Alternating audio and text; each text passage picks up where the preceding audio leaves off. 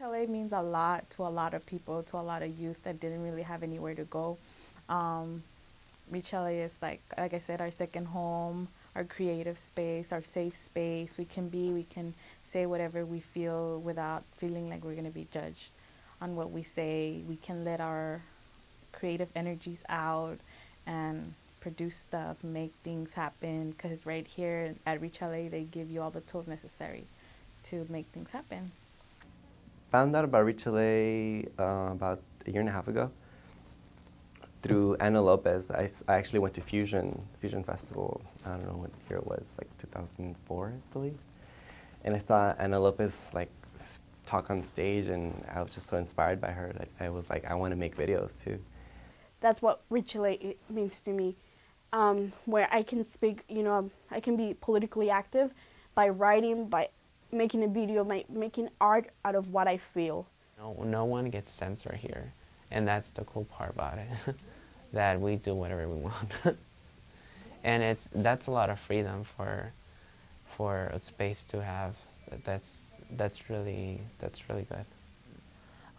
Other people, I mean, they'll tell their stories maybe just about regular teenage life, but it's something, I think, special and important to talk about what it's like being a gay youth. I mean, there's just so much that we have to deal with, and the fact that some people don't really care, or they don't even, or don't understand, I mean, it's definitely something that should be known. Lesbian, gay, bisexual, and transgender youth are the most unrepresented group of youth in public schools and in mainstream media. As a group, they are more likely to experience discrimination and even violence in the schools. They are more likely to attempt suicide and often more likely to become homeless or have problems at home because of their sexual orientation. So Reach LA really found that this was a group that needed support and that we could offer help by providing the tools for them to tell their own stories and talk about these struggles. And it was particularly advocated by one of the youth that had been in our general video workshops, Ana Lopez. We had just hired her 5 years back when she was 18 to be our outreach coordinator, our youth outreach coordinator. And so she really pushed to have an LGBT-specific safe space for young people to do video production. And it's been going now ever since then for about 5 years. I think Reach LA provides a sort of a nice knit network of people who are supportive of people who, I mean, may have trouble coming out, and they may have other problems like at home and stuff. And it helped me become a little bit more social, because like in the beginning, I wouldn't even talk. I guess not until today. I'm very social and I'm very open about my sexuality, and I'm not shy or embarrassed. Reach LA, to me, it actually has been a really important thing to me because one, it was a place that gave me an opportunity. I got to meet great people. Not only that, but I was able to open myself up to my own family. So I don't even know how to describe it, but it's something very, very important to me personally. In mainstream media, we often don't even hear about queer youth except when there's like a tragedy, like the case of Matthew Shepard, or more recently in California, we had a young 15-year-old boy, Larry King, that was shot and killed in a middle school classroom by another student.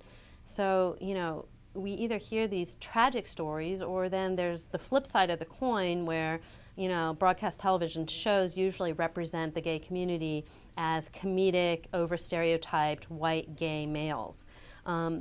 So what we found in these workshops is the youth that participate, have this mission that they understand that it's an important thing for them to document their own history and to, battle some of these stereotypes in mainstream media.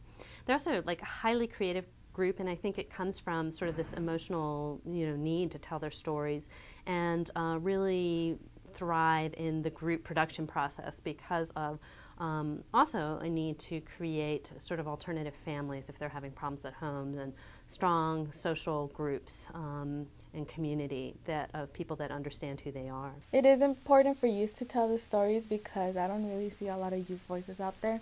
We see a lot of like queer as folk and like L Word, but it's nothing ever like youth specific. You're at such an age that you want to be heard and nobody wants to listen.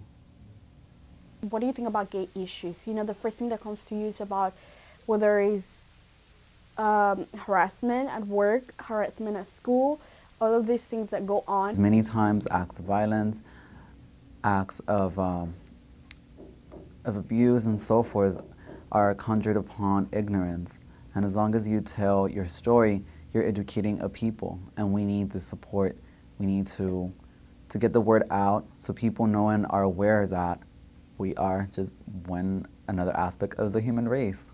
The production process, that it can be very cathartic for these young people. So they can take sort of their struggle, their pain, and turn it into something positive, something that can educate the community, and also maybe help some other young people that are struggling with these similar issues, because our young people have presented at conferences like LGBT youth conferences throughout the city and across the country.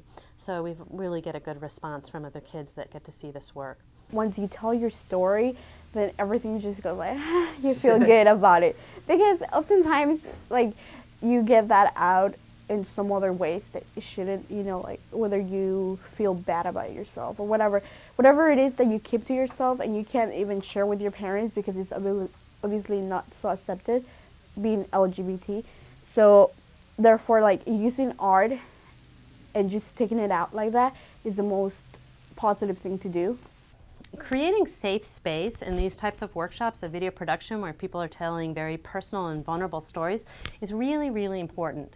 And I think you can start by letting the youth know how your organization itself stands on issues of diversity and discrimination.